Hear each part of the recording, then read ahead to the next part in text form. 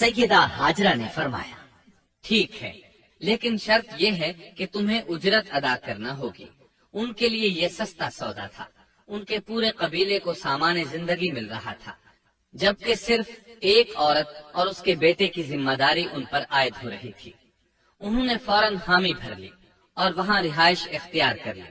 اس طرح یہ لوگ سیدہ ہاجرہ علیہ السلام کی معیشت کا ذریعہ بن گئے، اور اس طرح سیدنا اسماعیل علیہ السلام بنو جرہم میں پرورش پاتے رہے۔ انہوں نے ان لوگوں سے عربی سیکھ لی اور ان سے بھی زیادہ عربی دان بن گئے، فصاحت اور بلاغت سے عربی میں بات چیت کرنے لگے۔ پھر ان کی اس قبیلے میں شادی ہو گئی، ان کی اولاد سے عرب قوم کا آغاز ہوا۔ انہی میں سے سرور کائنات محمد صلی اللہ علیہ وسلم کی ولادت باسعادت ہوئی۔ بنو جرہم کی آمد اور آبادی ابراہیم علیہ السلام کی دعا کا نتیجہ تھی۔ جب انہوں نے اپنی بیوی اور بچے یعنی 2 کمزور انسانوں کو اس ویران جگہ چھوڑا تھا تو یہ دعا مانگی تھی، ربنا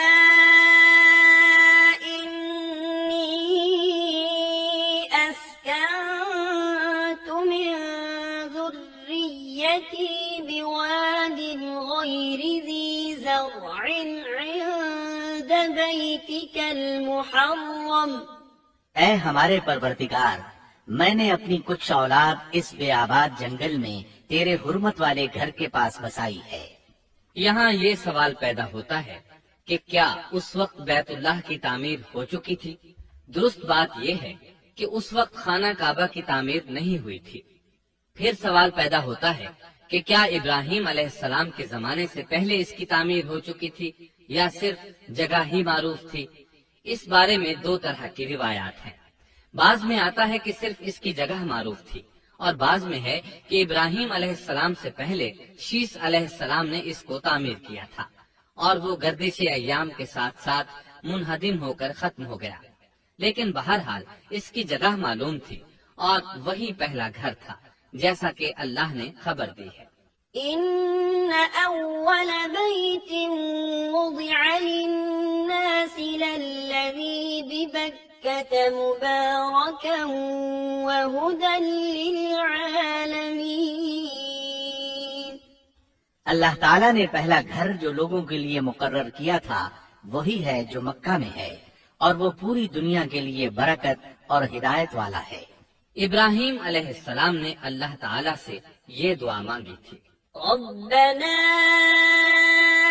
انی اسکنت من ذریتی بواد غیر ذی زرع عند بیتک المحرم ربنا لیقیموا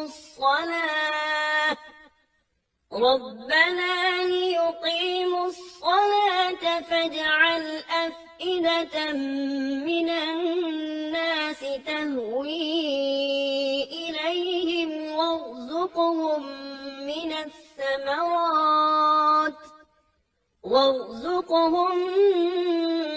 الثمرات لعلهم يشكرون۔ اے ہمارے پروردگار، میں نے اپنی کچھ اولاد اس بے کھیتی کے جنگل میں تیرے حرمت والے گھر کے پاس بسائی ہے۔ اے ہمارے پروردگار، یہ اس لیے کہ وہ نماز قائم کریں، پس تو کچھ لوگوں کے دلوں کو ان کی طرف مائل کر دے اور انہیں پھلوں کی روزیاں عطا فرما تاکہ یہ شکر گزاری کریں۔ دن گزرتے رہے اور اسماعیل علیہ السلام بنو جرہم کے ماحول میں عمر کی منزلیں طے کرتے رہے اور وہ ہوش سنبھالنے کے قریب ہو گئے۔ ابراہیم علیہ السلام ہر سال 1-2 بار اپنے گھرانے کی دیکھ بھال کے لیے چکر لگاتے تھے۔ جب اسماعیل علیہ السلام نے ہوش سنبھالا تو ایک بار پھر ایک عظیم آزمائش کا وقت آ گیا۔ ہوا یوں کہ ایک مرتبہ ابراہیم علیہ السلام مکہ تشریف لائے۔ ایک جگہ آرام کے لیے بیٹھے کہ نیند کی وادی میں پہنچ گئے۔ نیند میں انہوں نے خواب دیکھا کہ اپنے لخت جگر کو اپنے ہاتھ سے ذبح کر رہے ہیں۔ ساتھ ہی آنکھ کھل گئی۔ ابراہیم علیہ السلام جانتے تھے کہ انبیاء کرام کے خواب حقیقت ہوتے ہیں، اللہ کی طرف سے وحی ہوتے ہیں، اور شیطان کسی صورت ان کے خواب میں نہیں آ سکتا۔ لہٰذا انہوں نے اس خواب کے مطابق عمل کرنے کا پختہ ارادہ کر لیا۔ کسی قسم کی پریشانی کا شکار نہ ہوئے۔ اللہ رب العزت نے اس عظیم اور تعجب خیز واقعے کا قرآن مجید میں ذکر کرتے ہوئے فرمایا، وقال إني ذاهب إلى ربي سيهدين رب هب لي من الصالحين فبشرناه بغلام حليم فلما بلغ معه السعي قال يا بني إني أرى في المنام أني أذبحك فانظر ماذا ترى اور ابراہیم نے کہا میں تو ہجرت کر کے اپنے پروردگار کی طرف جانے والا ہوں، وہ ضرور میری رہنمائی کرے گا۔ اے میرے رب، مجھے نیک بخت اولاد عطا فرما۔ تو ہم نے ایک بردبار بچے کی بشارت دی۔ پھر جب بچہ اتنی عمر کو پہنچا کہ اس کے ساتھ چلنے پھرنے لگا تو ابراہیم نے کہا، میرے پیارے بیٹے، میں نے خواب دیکھا ہے کہ میں تجھے ذبح کر رہا ہوں، اب تو بتا تیری کیا رائے ہے؟ یہاں سوال پیدا ہوتا ہے کہ ابراہیم علیہ السلام نے اسماعیل علیہ السلام سے مشورہ کیوں لیا؟ وہ چاہتے تو اسماعیل کو سوتے میں ذبح کر دیتے، اس طرح اللہ کا حکم بجا لاتے۔ وہ بیٹے کے پاس کیوں گئے اور ان سے مشورہ کیوں لیا؟ جی ہاں، یہ مسئلہ یاد رکھنے کے قابل ہے کہ ہر مسلمان پر لازم ہے کہ وہ اپنے دوسرے مسلمان بھائی کو اجر و ثواب میں شامل کرنے کی کوشش کرے۔ ابراہیم علیہ السلام نے بیٹے کو ثواب میں شامل کرنے کے لیے انہیں اللہ کے حکم سے آگاہ کیا۔ یہ نہ چاہا کہ میں اکیلا ہی اجر لیتا رہوں، بلکہ دوسرے کی خیر خواہی کو پیش نظر رکھا۔ والدین کے لیے آپ کے اس انداز میں نصیحت موجود ہے، یہ کہ اولاد کو ثواب کے مواقع فراہم کریں، ان کی صحیح تربیت کریں۔ اگر صدقہ کرنے کا موقع ملے تو بچوں کے ذریعے صدقہ کرائیں تاکہ انہیں بھی اللہ کے راستے میں خرچ کرنے کی عادت پڑے۔ جب کسی دینی مجلس میں بیٹھنے کا موقع ملے تو اپنی اولاد کو بھی ساتھ لے کر جائیں۔ بے شمار لوگ خود تو جاتے ہیں، اولاد کو جانے کے لیے کہتے بھی نہیں، خود دین سیکھتے ہیں، اولاد کو دین نہیں سکھاتے۔ ابراہیم علیہ السلام نے اسماعیل علیہ السلام سے رائے لی۔ سبحان اللہ، انہوں نے جواب میں فرمایا، يا أبت افعل ما تؤمر اے ابا جان، آپ کو جو حکم ملا ہے کر گزریے۔ یہ نہیں کہا کہ مجھے تو حکم نہیں ہوا، بلکہ فوراً سر تسلیم خم کر دیا، اس لیے کہ وہ جانتے تھے انبیاء کا خواب حقیقت پر مبنی ہوتا ہے، اللہ کی وحی ہوتا ہے، اس لیے بالکل پریشانی ظاہر نہ کی، یہ تک نہ پوچھا مجھے کیوں ذبح کر رہے ہیں، یا میرا کیا جرم ہے، یا آپ کے پاس کون سا صریح حکم آیا ہے۔ انہوں نے ایسی کوئی بات نہ کہی۔ اللہ کی فرما برداری اسی کو کہتے ہیں۔ چنانچہ اپنے باپ سے کہا، يا أبت افعل ما تؤمر ستجدني إن شاء الله من الصابرين اے ابا جان، آپ کو جو حکم ہوا ہے اس کو کر گزریے، انشاءاللہ آپ مجھے صبر کرنے والوں میں پائیں گے۔ علماء کرام فرماتے ہیں اس جملے سے ان کا انتہائی ادب اور احترام شامل ہے، اور اس میں زبردست توکل موجود ہے۔ یہ نہیں کہا کہ آپ مجھے صبر کرنے والوں میں سے پائیں گے، بلکہ آپ نے اللہ کی مشیت کو جملے میں شامل کیا اور فرمایا انشاءاللہ آپ مجھے صبر کرنے والوں میں سے پائیں گے۔ لہٰذا مسلمانوں کو دھوکے میں نہیں پڑنا چاہیے۔ یہ نہ کہے میں سفر کروں گا، میں فلاں کام کروں گا، میں فلاں کام کے کرنے کی طاقت رکھتا ہوں، بلکہ یوں کہے اللہ نے چاہا تو میں سفر کروں گا، اللہ نے چاہا تو فلاں کام کروں گا۔ اپنے علم اور طاقت کے دھوکے میں پڑنا سراسر نادانی ہے۔ ہر چیز کا تعلق اللہ سے قائم کرے، جیسا کہ اللہ تعالیٰ فرماتے ہیں، ولا تقولن لشيء إني فاعل ذلك غدا إلا أن يشاء الله اور ہرگز ہرگز کسی کام پر یوں نہ کہنا کہ میں اسے کل کروں گا، مگر ساتھ ہی انشاءاللہ کہہ لینا۔ اپنی زبان کو اللہ کے ذکر سے سجا کر رکھو اور ہمیشہ اپنے معاملات کو اللہ کی طرف لوٹاؤ۔ بہرحال باپ بیٹا دونوں ہی مصمم ارادے کے ساتھ اللہ کا حکم پورا کرنے کے لیے پیش ہو گئے۔ اسماعیل علیہ السلام نے اپنے والد محترم سیدنا ابراہیم علیہ السلام سے کہا، جب آپ مجھے ذبح کرنے لگیں تو میری پیشانی کو زمین پر رکھ دیجیے گا تاکہ آپ کو میرا چہرہ نظر نہ آئے اور کہیں آپ کے ہاتھ رک نہ جائیں، چہرہ دیکھ کر آپ پر شفقت پدری غالب نہ آ جائے۔ اب ابراہیم علیہ السلام نے بیٹے کی پیشانی پکڑ کر زمین پر لٹا دیا، جیسا کہ اللہ تعالیٰ نے فرمایا۔ فلما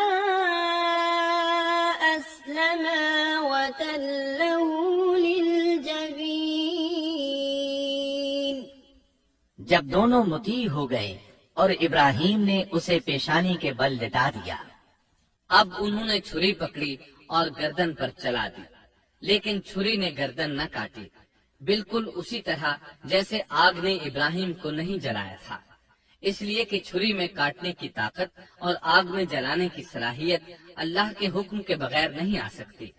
اللہ نے دونوں سے یہ طاقتیں سلب کر لی۔